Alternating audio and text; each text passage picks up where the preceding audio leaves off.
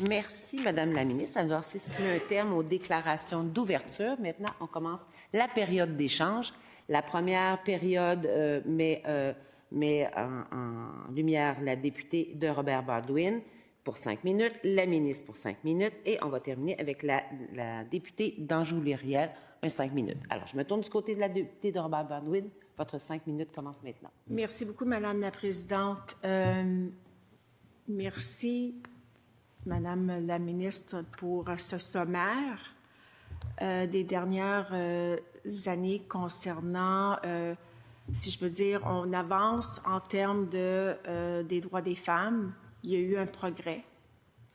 Mais là, je parle spécifiquement des maisons d'hébergement et des besoins criants en maisons d'hébergement et que, vous savez, votre ministère est au courant, ministère de la Justice, ministère des Services sociaux, des enjeux préoccupants en ce moment dans les maisons d'hébergement face à, oui, nombre record de féminicides dans les dernières années, mais aussi face à des données alarmantes.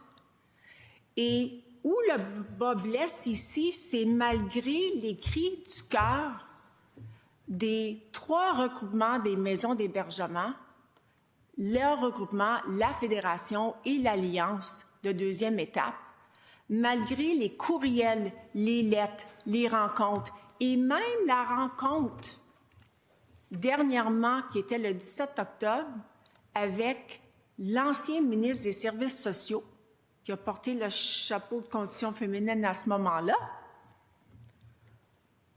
pour que les groupes viennent expliquer le désarroi des intervenantes qui tiennent à bout de bras les maisons d'hébergement parce qu'elles ont atteint leur capacité. Il y en a des maisons d'hébergement qui sont rendues à 150%. Les services externes, quand une femme veut quitter son conjoint, veut quitter son agresseur, il y a des listes d'attente de 3 mois à 1 an. J'ai rencontré il y a 2 semaines les directrices des maisons d'hébergement du centre du Québec, de la Mauricie, et on me parlait, c'est très difficile pour ces femmes. Ils sont en train de travailler dans des conditions très difficiles, de longue haleine, pour aider ces femmes à se reconstruire, à reprendre confiance en elles. Mais c'est très difficile quand il y a un manque de personnel et qu'ils sont en train également de refuser des femmes de l'hébergement. C'est extrêmement difficile pour elles. Et là où le bas blesse dans tout ça, c'est qu'il n'y a pas eu un sou, nonobstant toutes les demandes des maisons d'hébergement dans les dernières années. On vit encore sur le budget de 2020-2021. Et on remarque ici, puis j'ai le tableau, il n'y a pas eu un sou de plus pour les services offerts par les maisons d'hébergement, que ce soit le budget 2023, 2024 et 2025. Pas un sou de plus. Mais aussi, qu'est-ce qui est hautement préoccupant, c'est le fait que les consultations prébudgétaires qui ont eu lieu là, en janvier 2025, il y a eu des demandes. Les maisons demandaient 57 millions. Ils ont tout détaillé, le pourquoi de ce 57 millions-là, parce que c'est sûr et certain qu'il y a eu des déficits accumulés dans les dernières années quand le gouvernement n'augmente pas le budget, l'enveloppe budgétaire du PSOC pour les services offerts. Et donc, le financement doit être à la hauteur des besoins de ces maisons d'hébergement, et ce n'est pas le cas actuellement. Et là, nous sommes dans une situation où la dernière demande était de 20 millions. On avait besoin, et c'était ça qui a été dit au ministre, l'ancien ministre des Services sociaux, le 20 millions, là, on en a besoin parce qu'il faut aller embaucher du personnel parce que sinon, il va y avoir des prix de service. Et s'il y a des prix de service, il va y en avoir d'autres féminicides, malheureusement. Et c'est ça qu'on veut éviter à tout prix. Et donc, nous devons outiller les maisons d'hébergement. Et ça, force est de constater qu'elles ont besoin de financement. Merci. Et c'est urgent.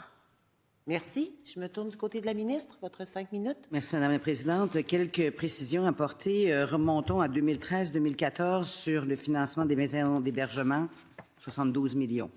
On a fait 72 millions, oui. On a fait passer ce financement-là de 77 millions à 160 millions, 2025, 2026. On parle donc, Madame la Présidente, d'une augmentation, en fait, d'une hausse de 108 %. Donc, c'est pas tout à fait juste de prétendre qu'il n'y a pas eu de financement cette année en service. Donc, on parle des services externes, d'aide pour les femmes à quitter leur milieu toxique et violent. C'est 3,6 millions de plus cette année qui a été consenti au service. Accompagnement jeunesse, parce que souvent, lorsque ces femmes doivent quitter et être aidées à quitter ce milieu-là, bien, il y a des enfants qu'elles doivent amener avec elles. Donc, c'est uniquement pour cette année en service 3,6 millions de dollars supplémentaires qui ont été ajoutés. Les maisons d'hébergement, ça fait partie de la solution, mais il faut un filet de sûreté pour que les femmes et nous travaillons à l'élargir puis à le consolider.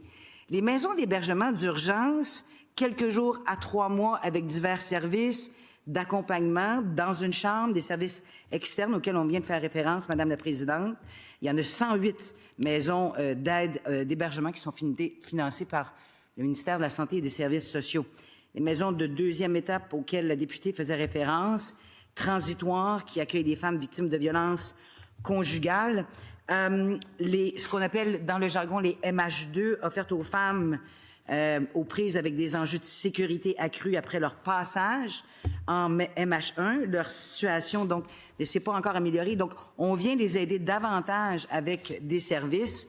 Et on a l'ambition, Madame la Présidente, d'ici 2027, de développer des nouvelles maisons d'aide d'urgence. Le financement, je le répète, a déjà été confirmé par la Société Habitation du Québec. C'est 4 maisons situées, entre autres, du côté d'Abitibi et Témiscamingue, également en Outaouais, dans la grande région de Montréal et de Laval. En attendant la construction, le ministère de la Santé et des Services sociaux a confirmé du financement à ces organismes pour offrir, donc, durant la période intérimaire où la construction doit se compléter, donc offrir des services temporaires.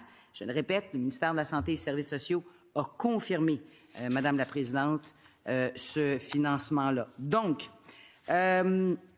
pour les MH2, on a pour objectif, toujours d'ici 2027, donc dans un petit peu plus d'1 an, de financer 30 projets à l'heure actuelle.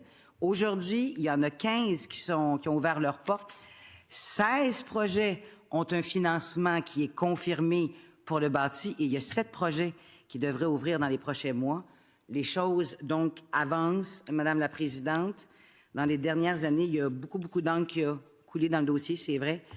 Il fallait trouver une voie de passage pour assurer la construction des maisons d'hébergement. Il y a un grand travail de coordination qui s'est fait entre le secrétariat à la condition féminine et la SHQ, le ministère de la Santé et des Services sociaux, Santé Québec, lorsqu'on vous parlait de transversalité tout à l'heure, l'Alliance des maisons d'hébergement de deuxième étape également, le regroupement des maisons pour femmes victimes de violences conjugales et évidemment la Fédération des maisons d'hébergement pour femmes. On va continuer d'y travailler, je vais continuer d'y travailler. J'ai donc maintenant espoir que les projets, Madame la députée, chers collègues de Robert Baldwin, voient et verront le jour très prochainement, qu'on puisse voir tous ensemble, voir le progrès qui aurait été fait dans ce dossier-là. Comme ça a déjà été dit au regroupement des maisons d'hébergement partenaires, je réitère que nous devons pour le moment mettre tous nos efforts afin de réaliser les cibles ambitieuses que nous sommes tous données. Important de continuer de documenter la situation des régions et du manque de place, assurément, notre engagement actuel se concentre, puis il va continuer de se concentrer sur la réalisation des cibles étalées. Donc, en terminant, important de le rappeler que cette année uniquement, en termes de services, 2025-2026, 3,6 millions de dollars pour des services externes, pour des femmes à les accompagner et à les aider à quitter ce milieu toxique et l'accompagnement également des enfants, Madame la Présidente. Merci, Madame la